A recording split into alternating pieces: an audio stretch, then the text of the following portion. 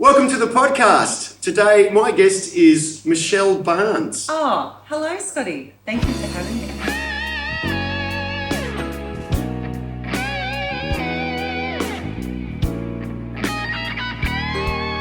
You're still in my phone as Michelle Preston Barnes. Am I? Oh, that was the old days? Yeah, there was a time.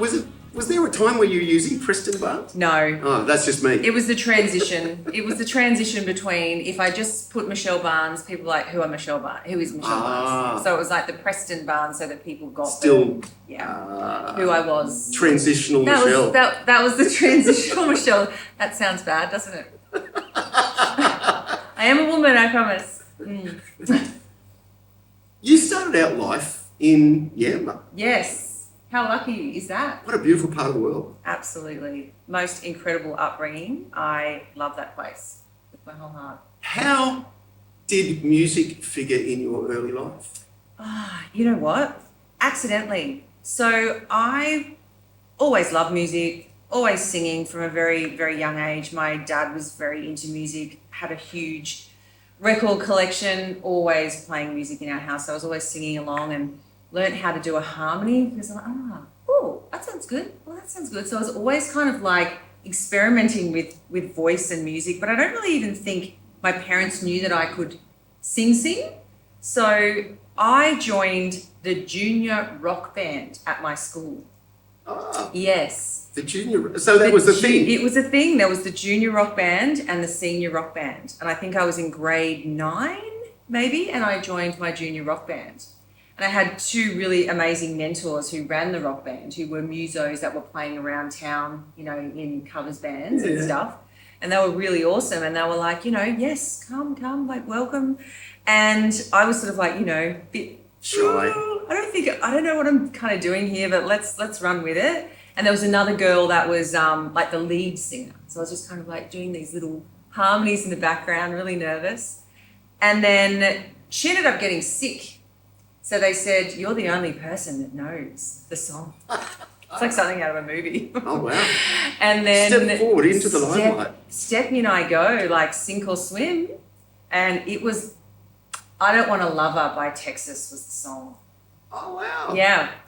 And not overly challenging, so it wasn't like, really overstepping the boundaries there of being able to sing it. But in I went, and my parents came, and I sang, and I really couldn't tell you if it was good or not. Probably not that great, but they were kind of like, oh, okay. Didn't realise that could happen. And then once the guys from the rock band, and I got the bug, and then they kind of went, okay, she can actually sing. So then we started sharing the role of lead singer. Oh. Yeah. And then we entered the, might have been the Grafton of Stedford. And I was singing Black Velvet. Ah. And there is a famous video of that where I don't know what won it for us, if it was my hair flicks or the vocals. I swear, it's just like every 2 seconds, I'm doing this. I don't know, it must have been an 80s rock thing that I thought you had to do. And we won. Oh, wow. Yeah. And so then senior rock band, and then when I was about 16, I got asked to join a covers band. And I was singing at all the pubs underage, but they would let me do it because it's a small town. Everyone kind of knew I wasn't drinking or anything, so I was good. And started gigging in a rock band when I was 16. Wow. Yeah, and I loved it. Yeah. It's a great apprenticeship. It is. Yeah. Particularly back in those days, because, Yeah. I mean, not that we should be giving away ages, but times have really changed. Yeah. There was a lot more live music in pubs back then than there is now. Yeah. So, Yeah. I mean, I can imagine you were probably gigging 3-4 nights a week. Yeah, I was. And like, interestingly, like still doing school and all of that sort of stuff, but really knowing in my heart that that's what I love to do, but also probably similarly to you in the sense that I was quite academic. So it was like this, which way do I go here? Yeah, get tugged in. Yeah. So I did the whole uni thing and, but then had a break from uni, planned to go back because I was living in Sydney and planned to go back, but whilst trying to get into bands in Sydney while doing like a pretty heavy degree when I was in Sydney, and just said, I'm having a year off and I'm just going to go and visit my friends on the Gold Coast.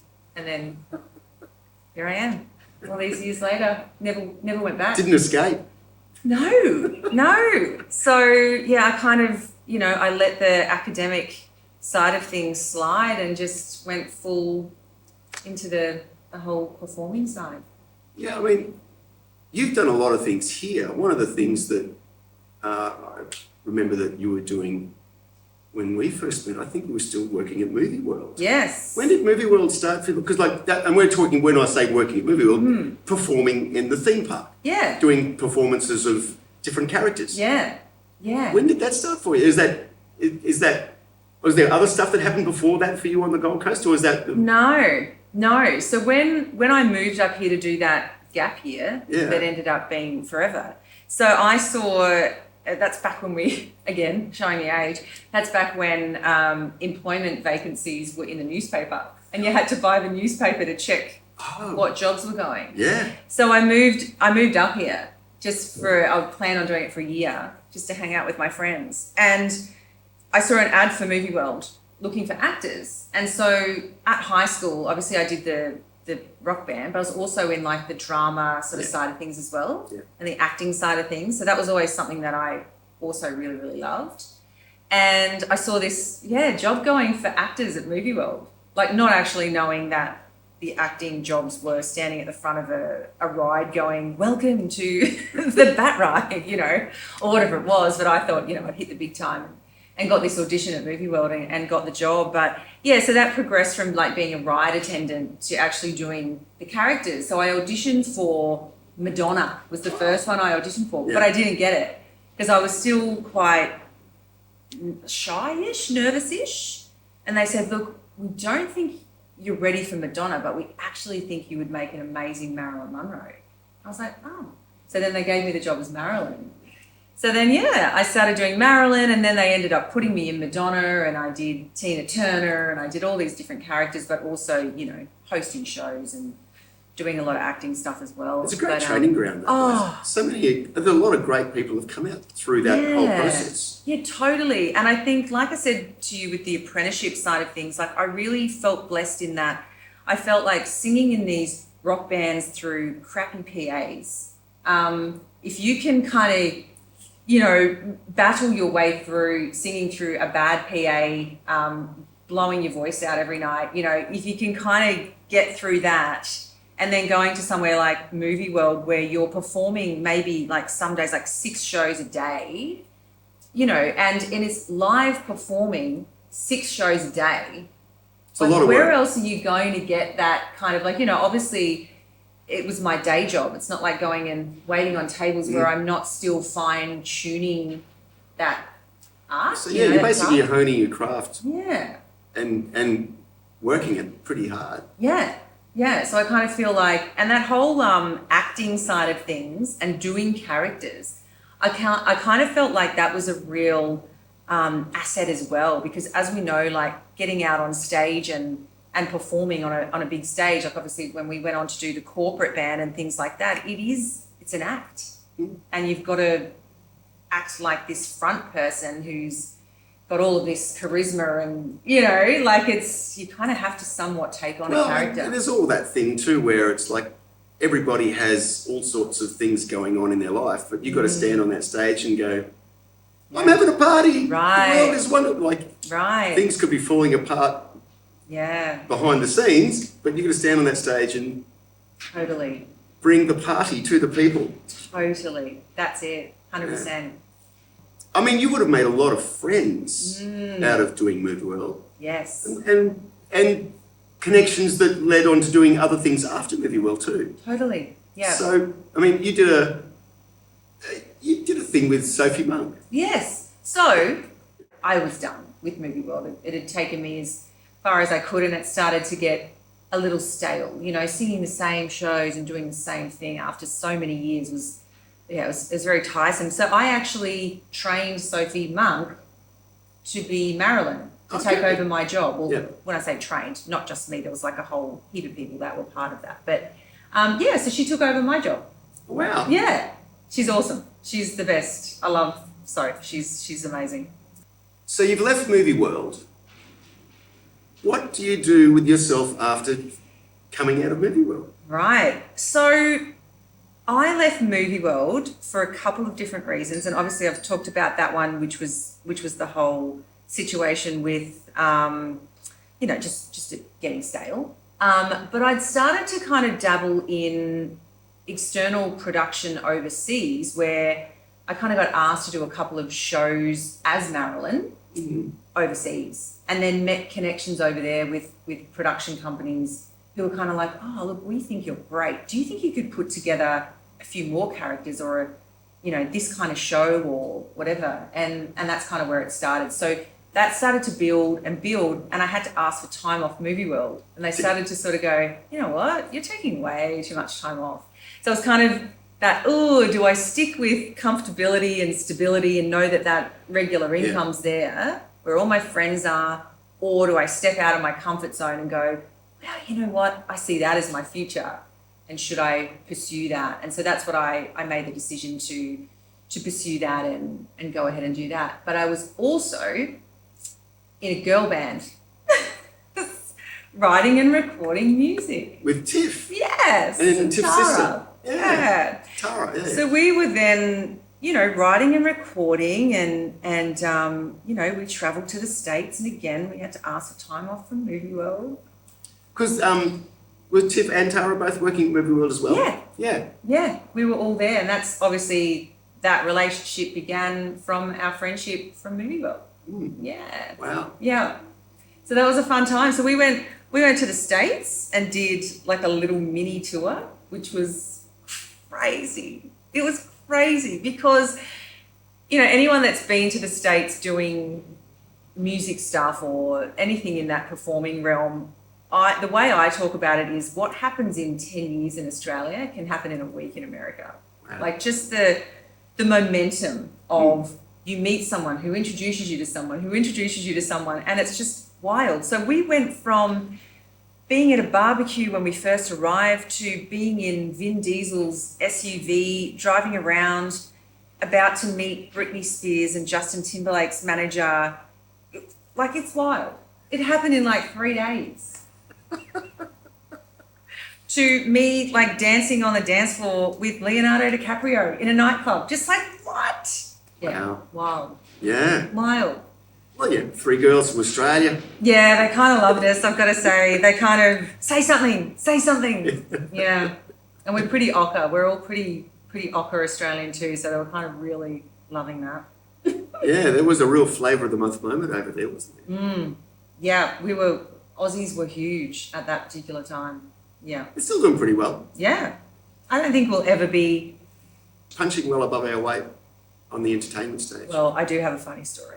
I have a really funny story because we were hanging out in this nightclub called Vinyl with Vin and a few others. Leonardo was there.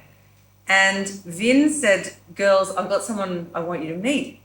And he was the head of Atlantic Records at that time. And the guy from Atlantic Records, I can't remember his name, he said, hey girls, bust. And we're like, what? What's bust? So obviously he wanted us to bust out like some 3-part Destiny's Child. For the viewers at home, it didn't quite go down like that. We firstly didn't know what bust meant, and then we were scrambling trying to get some 3-part harmony going that I can tell you now didn't sound amazing. So that was quite humiliating, and I think Vin was a little bit, why did I say that? Why did I introduce you to this guy? Anyway, yeah, we didn't get signed to Atlantic Records. So when we met, was it put an ad in the... Was there put an ad in the paper? Yeah. And it was one of those cringe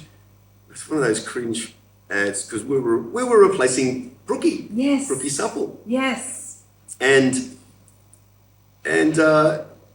along comes Michelle to an audition. It was a very strange time for us, or for the band in particular, because replacing Boogie wasn't easy. You were saying, can you make a decision? I need to know what's going. Yeah, that's and right. And then was like, no, hold on, I've got this girl. I think. Oh yes. Was there met a girl on a? Now I remember. Was I met a girl on a boat cruise? Yeah. I've met this girl. Yes. Anyway. He did. And anyway, but things worked out, and with the corporate thing, because we ended up having 2, sometimes 3 female singers in the band. Yeah. And you became one of those singers. Yes. Which was a lot of fun. So we did it for fun. quite a while. So you've been working in that marketplace for quite a while, and eventually went on to work with John Harris at Dreamweavers. That's right. How did that come about, and what was your job involved in doing that? Yeah. So I think we did a lot of work for Dreamweavers as the Accidents in the covers band, and we were John's absolute favourites. And I think I try and explain to everyone why the Accidents were so big back then. I mean, firstly, we were kind of like, there wasn't many of us around, like in that corporate. No, there wasn't as much competition. Yeah, there wasn't. And the other thing that I think made a big difference is we were then, at that particular point, playing a lot of current music. That's right. And no one else was. And that was huge. And I feel like the 4 of us as that core band had something to offer. We kind of had everything covered. Yeah. So it was kind of like Kez was this powerhouse vocalist who was just insane, and get her to sing Aretha and she's just off the charts, incredible. Rock chick, epic, whereas I probably had more of that pop flavor, like doing a lot of the current stuff, and then more the kind of more pop sound.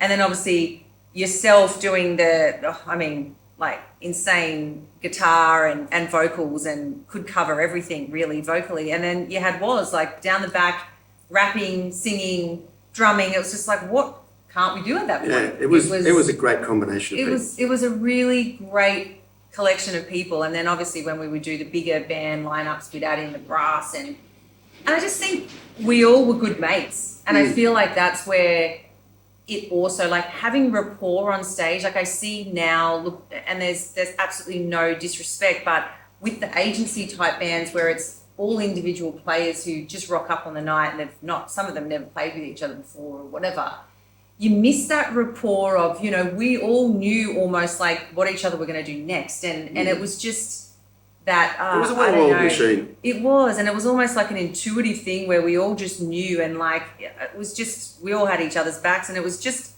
it was a family. It was a musical family. And, we bickered and we loved and we did all of the stuff. There was some bickering. And there was some funny bickering. Gosh, I have so many great bickering stories, but we won't go into those. Well, but we can laugh about them. Oh, there's some, Yeah. Well, I can. Yeah. Can you remember sitting in the back of a Tarago on a trip out west? Let's just say fried chicken was involved. We'll leave it there.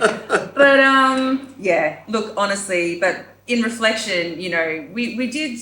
And that's the thing, we were working hard. Yeah, we were working 4 or really 5 hard. nights a week, and they were long slogs, and we were in cars for long periods of We were time. doing a lot of travelling. And I feel like that's where when everyone's tired, you kind of, your patience wears off a little bit. But overall, we just had a really great time. And I look back on it as some of my fondest musical memories, and for each of you guys, I'll always have such a special place in my heart for those days.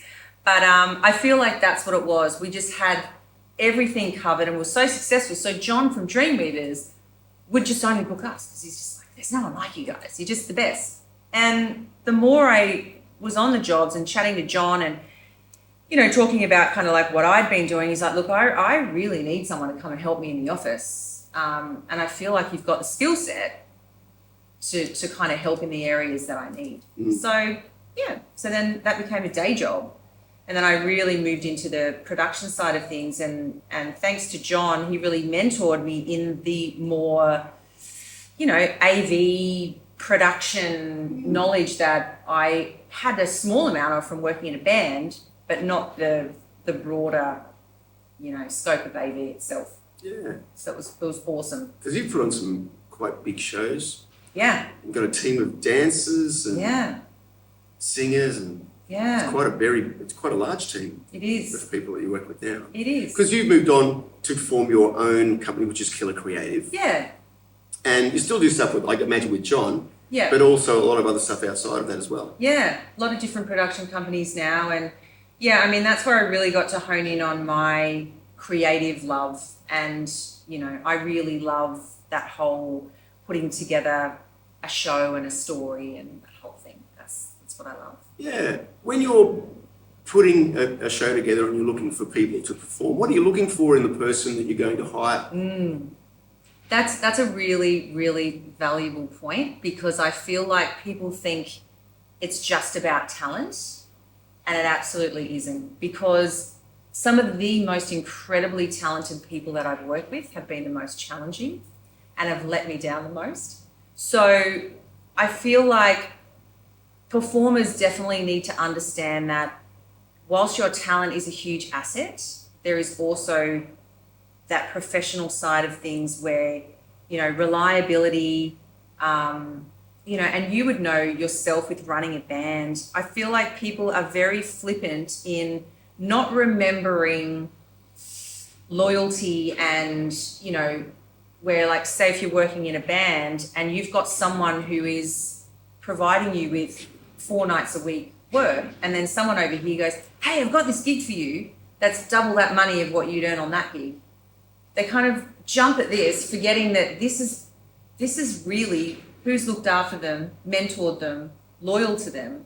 And it becomes this difficult, like dangling shiny trinkets over here, but it's like, don't ever forget that this here is your reputation and what people hear about you. And everyone talks, and it's like, if you become this person who's flippant and just goes, oh yeah, I can't do that gig anymore, and it's in an hour. Sorry. Yeah, that's hard. When there's a no forethought and a lack of planning. Yeah. So I really do look for, obviously, talent, but also I've definitely created this family of people who are just incredibly good humans, who see the big picture and have respect for me because I have respect for them, and I look after them so they look after me. You use Pete Murphy quite a lot, and yes. Is he a partner with you, or he was at one point? We do a lot of work together, so he's not like an official partner, but he. How did you meet Pete? Gosh, I mean, he's a phenomenal talent, by the way. Pete is easily one of the most multi-skilled performers I've ever come across. He does everything. He's very, very, very incredibly versatile. I think Pete, I got to know him, he was doing like a Jersey Boys show. Yeah, with some friends, and I'd been told about him from a friend, and they said, oh, you really need to get on board with this guy. Like, he's back from doing all these tours with musical theatre, and you need to really get on board with him. And then he started working at the casino as like in an entertainment role there, assisting the manager there in entertainment. And then we just kind of got to know each other from that. And then he started telling me about what he does. And then we started doing, like lots of stuff together, gigging together and little duos together and stuff like that. But yeah, Pete's insanely talented, and it's been really special seeing him jump back into musical theatre and doing Jesus Christ Superstar most recently. That performance across the board, that entire cast, is one of the best collection of talent I've seen. I'm just surprised that those people that aren't like, they should be household names. Right. Like. Yeah. Different reasons. I really feel like I know a lot of the stories of each of those performers in that show. And there's been a lot of choices of those particular performers to not go down that road for their own reasons. Yeah. Yeah. Just being burnt by the industry and seeing the ugly side of the industry that they didn't like. It's a lot of that. You met your husband. We were still working together at the time. Yeah, absolutely. I think, I don't know if it was the first time, but I can remember going over to the Clock Hotel to watch Casey Barnes doing a gig. Yeah. And I don't know if that was the first time that you guys met or not, but it seemed to be very close to around that time. Yeah. Yeah. We'd met before that, just before that. He was just doing a Was little it you going, solo gig. oh, we're going over to Yeah, the Clock to probably. watch Casey. Come on. Yeah, but we were like really just good mates in the beginning for a long time, and we definitely didn't see each other in that way for a very long time. We were good friends. Yeah, so it sort of evolved, which I realise now that when you talk about the foundations of a relationship and why we're still married almost 20 years later, I'd have to say it's because of that. We had that foundation of a really solid friendship first. Yeah. Now, Casey's really busy doing what he does. You're really busy doing what you do. And you've got a couple of girls. Yeah. And that would keep you very busy between Yes. the two of you as well. Yeah. How do you juggle your time to make things work? Honestly, it feels like such a blur when the girls were young because it was not easy. Like I think about it now and I just, oh man, I don't know how we did it, but we were literally tag team, like ships in the night. Just you go do your, tag team, you go to that one, you do that one, you do that one. And look, I'm not going to lie, there's a lot of sacrifice as a mum. I feel like when the kids are young, look, mums and dads are as important as each other. I don't want it to sound like they're not, but I feel like when children are tiny, it is a lot about mum a lot of the time. And it's no point both of you having sleepless nights. Like, you know, it's like we kind of made the decision that... Particularly when you're a performer. Right. There's no point. Like, if I'm up, there's no point you being up as well, you know. Yeah. So you sleep and I'll be up and you sleep so that tomorrow you can be... You could be... You can be that guy and I Yeah. can be zombie, you know, or whatever. But we really did... I had to make a lot of sacrifices as far as my career definitely had to take somewhat of a backseat to be able to, do that kind of thing. Which is, I don't have any regrets about that because I had some awesome time. I was going to say, because you're doing your own thing and in control of your own destiny doing Killer Creative, that would have given you a little bit of leeway to be able to spend time on on the job when you had the spare time. Yeah. I guess it gives you a flexibility. Flexibility, but at the same time, running your own business does give you that, but also is a 24/7 responsibility like you wouldn't believe, and you know all about it. So there is that really positive of it, but there's a lot that goes with that to be able to get that. I don't sleep. You've got to have a good team of people. Yeah. Let's talk about, if you had to pick a highlight of all the things that you've done, and there's been some pretty crazy ones, and I'm curious to hear which one you would pick, but a highlight of all the things you've done, what would that be? That's a really good question. Oh, gosh. I think one of the most fun things I've ever done, and you were there, and it was completely not planned, or it was when Bryan Adams got me up to sing. Yeah. That was wild. Day on the Green. That was wild. Like, I still think about that, and I just remember. remember. It was a Courtney Cox moment. It was. I was Courtney Cox and Dancing in the Dark. It was, like I just remember as the security guys, just like in that music video, they're walking me up to the stage, and I was just in my head going, is this happening? Am I about to sing with Bryan Adams? I'm about to sing with Bryan Adams. And that for me was a real pinch me moment of, it was crazy. That was an amazing day. It was a really cool day. It was a great day. It really was. Had a great day on stage. Yeah. Casey got absolutely smashed With at the merch line. tent. And then you got up and sang with Bryan? Yeah, it was.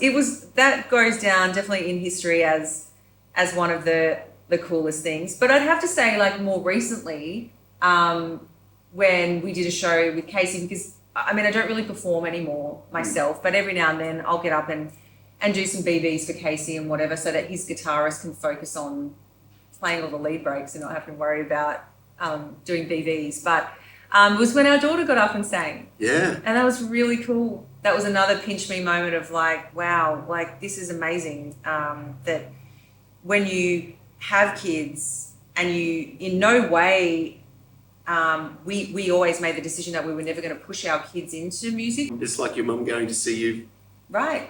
when you were 16. It was just like that. And this natural... But you're standing on stage being a part of it. Yeah, that was it. And this, you know, you have in your head these things like as a young woman, I probably wondered what kind of man I'd marry and what my kids would be like and what they'd be good at, and, you know, and if you could have that perfect scenario, you know, you would probably be marrying someone who had a love for music and your kids would have that same love.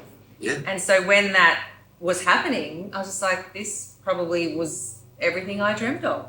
Wow. Which is really cool. Yeah. Yeah, really So cool. you've got the two girls. Yes. Are they both musically talented? They are.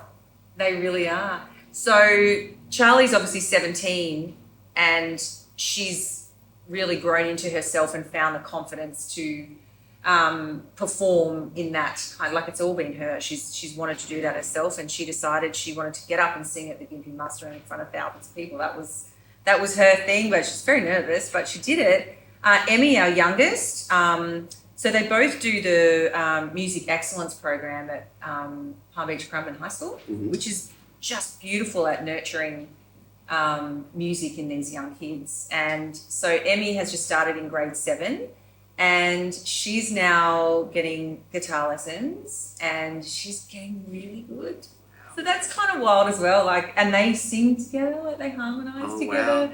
And it's just beautiful. So yeah, I feel really blessed. I'm kind of like, I'm glad she's good, because I'm like, she'd be pretty bitter. You know, you're like, oh, if you only the one sibling got that talent and you didn't, you're like, damn you. But they're both great. So wow. Watch this space, yeah. Yeah. Mm. What's the 5 to 10 year plan for Michelle Barnes? It's a great question. I think about that. Just go, what is it? I think I've got to the point in my life where I'm kind of seeing that life is really racing by. Oh, it is. Really racing by. And I don't want to work this hard. I'm working really hard, and I don't necessarily want to work this hard, and I feel like it'd be really nice to start picking and choosing what I do versus I gotta take that on, I gotta take that on, I gotta take that on, you know. It'd be nice to kind of be at a point where you go, I want to take that on because that feels good for me. That's something that I feel like it resonates with where I'm at in my career and my life, and I want to do that. But I feel like I've also been doing quite a bit of mentoring as well. I feel like that's when we get to this point at our age and whatever.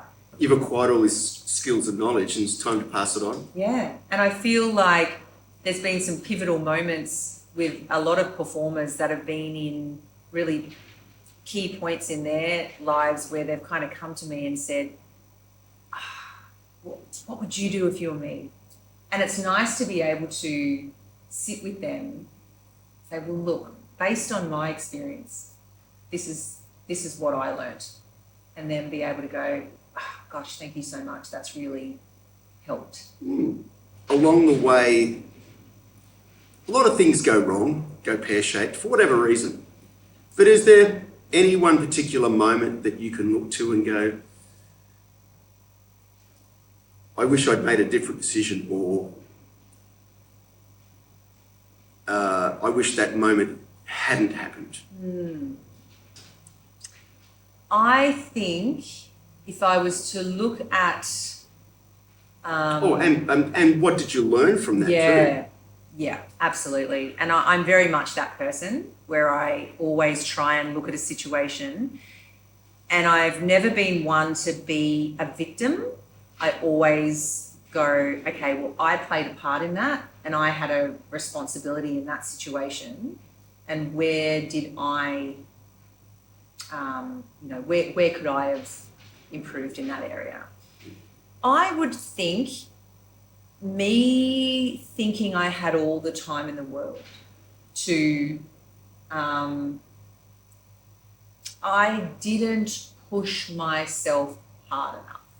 I kind of sat back and really sat back, and I feel like it's a thing that I see a lot of performers do.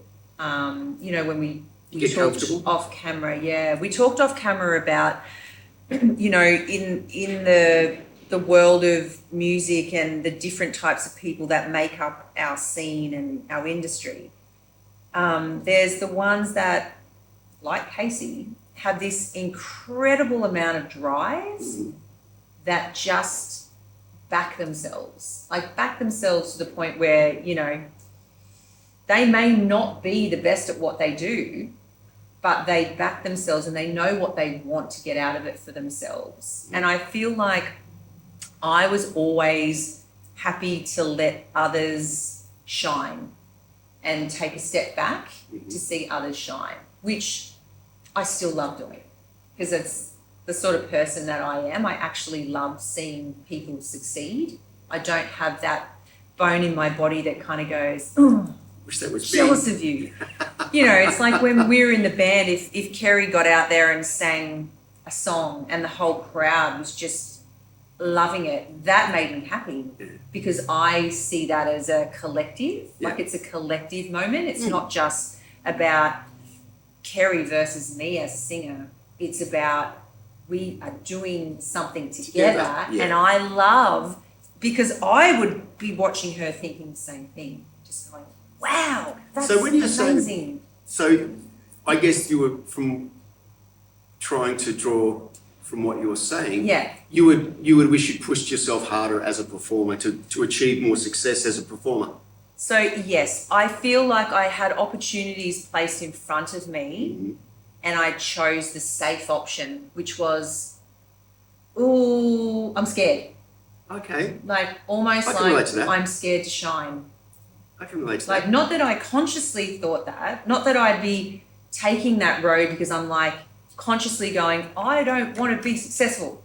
I don't want to be, it was more for me, I feel like I didn't want to get out there and not be good enough.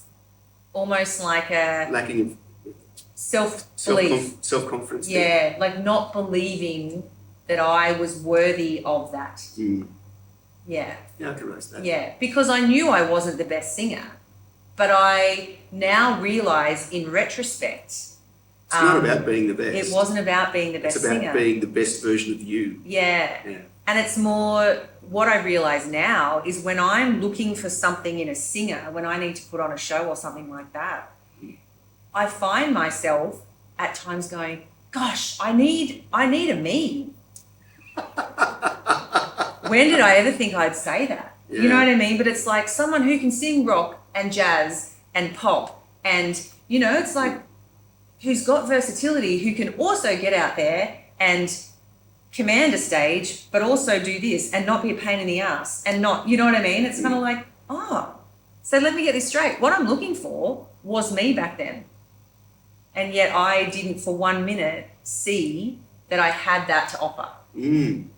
Which is really only something that comes with years of like now realizing that, hey, you know what? I wasn't that bad. I think there's a thing that, you know, what you were describing before, and I think it's one of the things that a lot of musicians and performers don't get, and that's seeing the big picture. Yeah. You know, you're talking about being on stage and wanting to see someone else shine, but you're in it's that thing of seeing the big picture.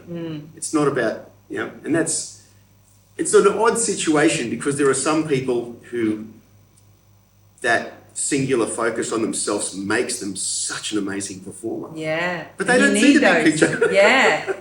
And you do need those people. You do. Yeah. You do. Yeah. So it takes an interesting mix of people to make the whole thing It really work. does. But it does require people that do see the big picture. Yeah. And I guess that's one of the reasons why you're doing what you're doing with Killer Creative, because that's a big picture thing. That's right. It is. And it's kind of nice because although I'm not performing, I feel like I'm still part of an industry that meant so much to me. And you're being creative. Yeah. And that's where I think for a lot of people, if you're performing, the reward is from the performance. Whereas if you're creating something, that's still, there's a reward in seeing the whole thing come together. Yeah, absolutely. And and that's why I think I really thrived on a band environment, because it was like, to get out there and sing a song on your own to a backing track and like, yes, it's all about you, but that's not what I actually enjoy. I really loved looking around and having moments. The energy of all. I loved it. Yeah. Like the moments of like, this is so cool that we are all doing this together and individually contributing something that's making this a success. Yeah, it's better because of all of the parts. And each as valuable as each other. Is there anything that you've not done so far that you still want to achieve? That's a really good question as well. I have a lot of things. And I think that there's still a part of me that's not done with performing. Okay. There's something that still burns inside me. Yeah. I'm still working that out. It must be really hard standing on a stage at Gympie Muster, even just doing backing vocals with Casey in front of that big crowd, that energy. It must, that's a drug that's hard to give up. Yeah. And it's not about, for me, it's not about adoration. It's not that side of things. It's a moment in time where, again, looking around and this collective moment of the power of music and what that makes people feel. And funnily enough, last night I was at a birthday party. It was a 50th birthday party of the husband of a good friend of mine, Leah Rush, who also has an entertainment agency, who books a lot of bands and things like that. This guest list was an array of some of the finest musicians and vocalists in Queensland, all attending. There was a very low-key event that, as we know, when you get a group of musicians and vocalists in the one room and there's music, the rest is history. So this was just a jaw on the ground. One person got up and sang. The next person got up and sang. The next person got up and sang. And the whole group of everyone just having the best time with this music and this talent. And I just sat back and I was just like, tell me there's anything else in the world that can do this other than music. And that's what it is. And it is something that's very hard to let go of. When you are collectively making this moment and it's like, I just want to be a part of this. And yeah, so we'll see. I don't know what that is for me, but I do know there's something burning in here. I don't think it's a solo album by any means.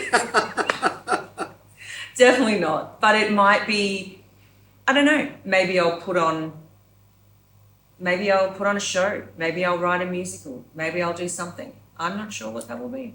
The theatre seems to be getting quite a lot more popular again. Yeah. At the moment, which is great. And that's all for me with that side of things, because as a background for me, it's, music, dance, acting. It's all of those things that I've had such a fun time involved in. And I'm like, well, what is it that combines all of those skills? And that's kind of what it is, a theatre show. Yeah. So maybe that's Stay tuned. Stay tuned.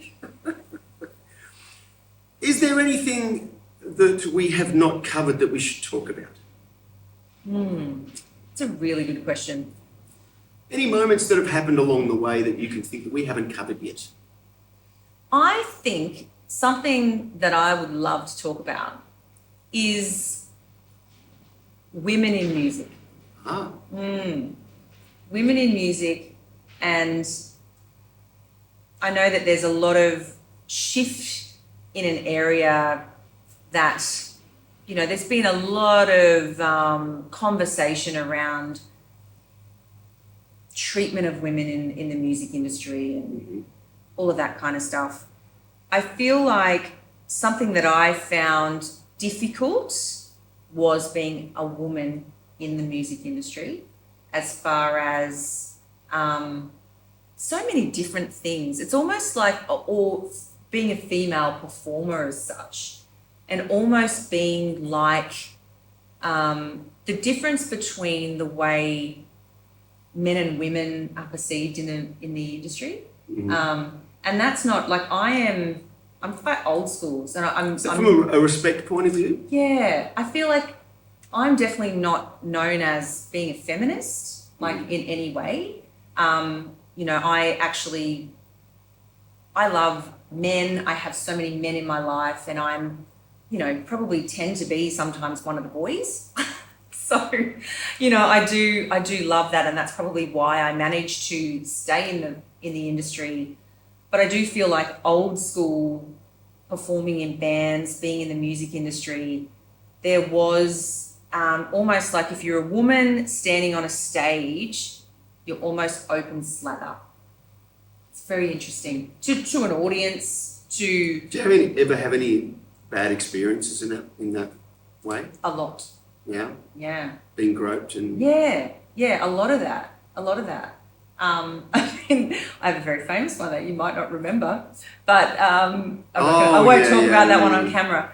But it's really quite remarkable. But in saying that, I am going to say that seeing my husband now being in, he's had a lot of that too, where he's had a lot of women do things to him that are really disrespectful, which I feel like now that there's women are speaking up about, you know, this whole thing, and now it's like, oh no, well now is it that it's open slather on men now? Like, it's kind of, I do feel like being a performer and standing up on a stage is not an invitation.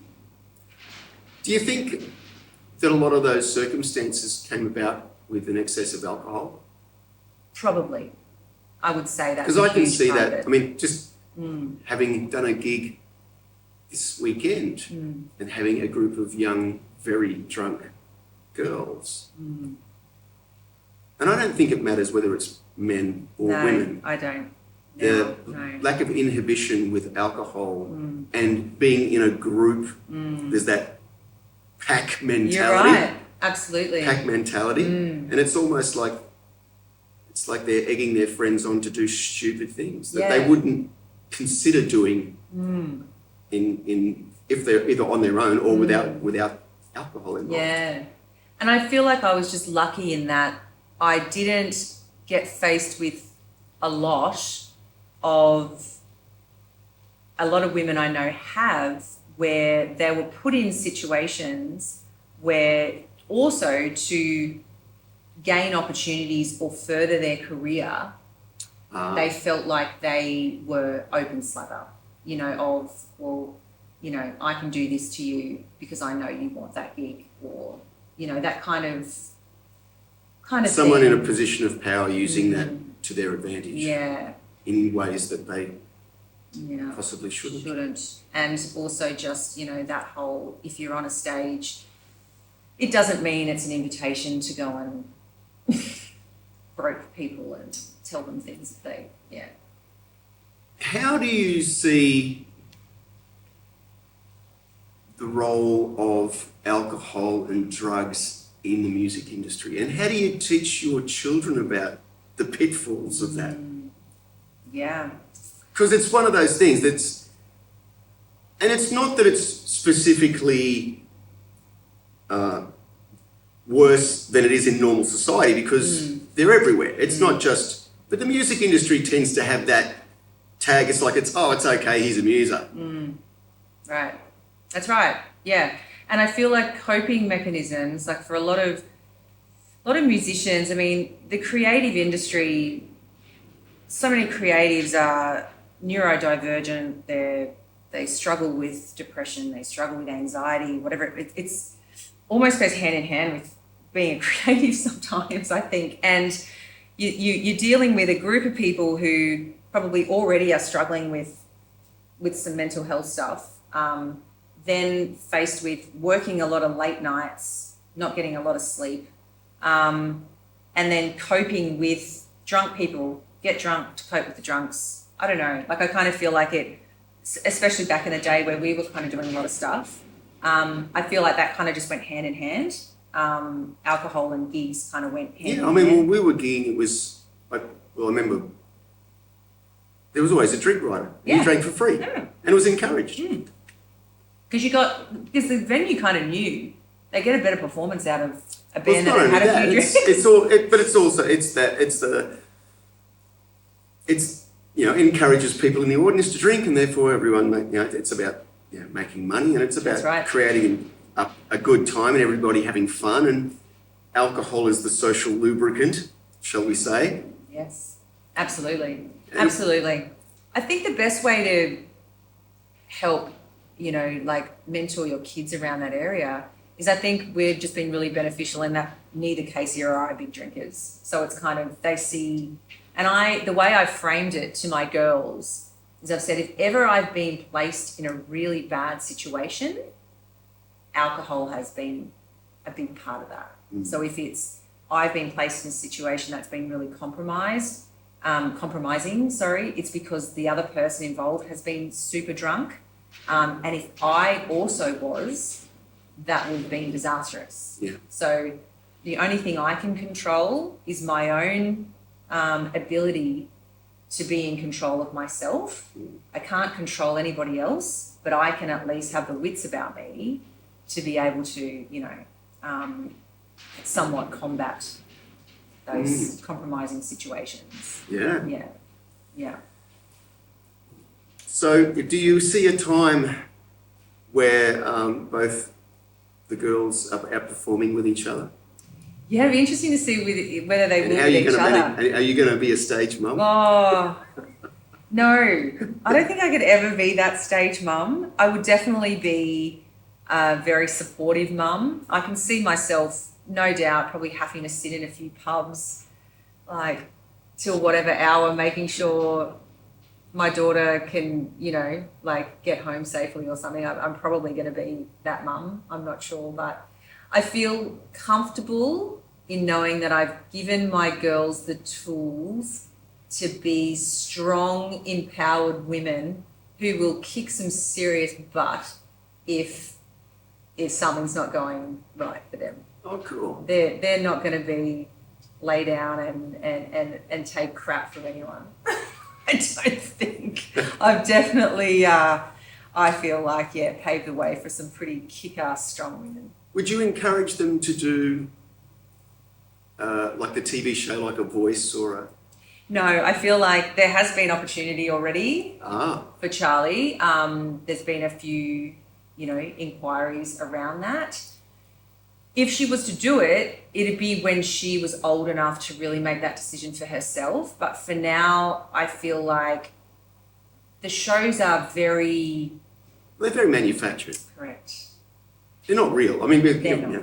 It's like anyone who thinks reality TV is real is... Right. It's not real. There's nothing real about it. It's a manipulated machine that I don't think a 17-year-old girl is ready for. I would like her first experiences to be more organic and potentially more along the lines of what Casey and I, both of us, we earned our stripes going out there and gigging hard. Yeah. And I don't feel like, just being... And that's another difficult thing. Like an overnight success thing. Yeah, and being what do they call them? Nepo baby or whatever. Oh yeah, I guess you have to worry about that too. Yeah, so it's kind of like that would be. I guess that would be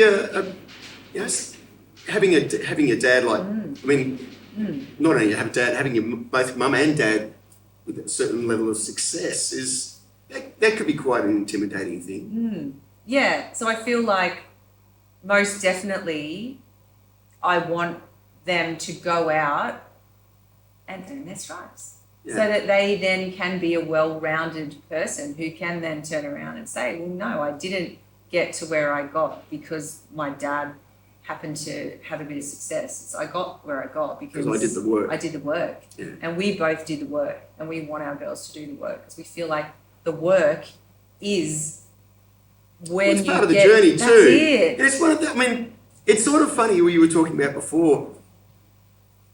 Part of the fun and part of the, when you have wonderful memories of stuff, a lot of that is from the early days of doing the hard yards. Right. It's where you have, it's that thing, you've got to enjoy the journey. You do. And the journey is what, at the end of it, if you do have some success, it just makes it so much more worthwhile because you've had to do all of this to get to here. Whereas if it was just like an overnight thing, You'd have no respect for it. you wouldn't really appreciate it. You wouldn't know just what that meant unless you'd worked. You know, Casey actually said this most recently, where, you know, if like he had to stop himself because he's someone who gets way ahead of himself all the time. Like he won't stop and smell the roses, so to speak. He just kind of goes, what's next? What's next? You know, and he had to stop himself and go, I need to remember 20 years ago, if I had have been able to see into the future and could see what I would be doing in 20 years, I just wouldn't be able to believe it, you know, because when you're in that headspace back then of what you want to achieve and the dreams that you have, and it's like what I said that moment where I was sharing the stage with Casey and Charlie, just to know that once upon a time that was a dream, that was something that you could never, you know, and then here you are doing it. You have to stop yourself and go, why does this feel so good and so special? It's because for the past 20 years, that has all been... of that stuff, the work you've done has led to that moment. Yeah. You've got to take in and appreciate the moment. Totally. Thank you very much for spending some time with me today, Scotty, Michelle. I loved it. It was such a good catch up. Yeah. Thank you so much. It's been a journey. Yeah. I'll put links down below for Killer Creative and all the stuff that Michelle's up to for anyone who wants to check it out. And I'll see you all on the next podcast. Thanks for watching. Thank you. Yeah. Thanks.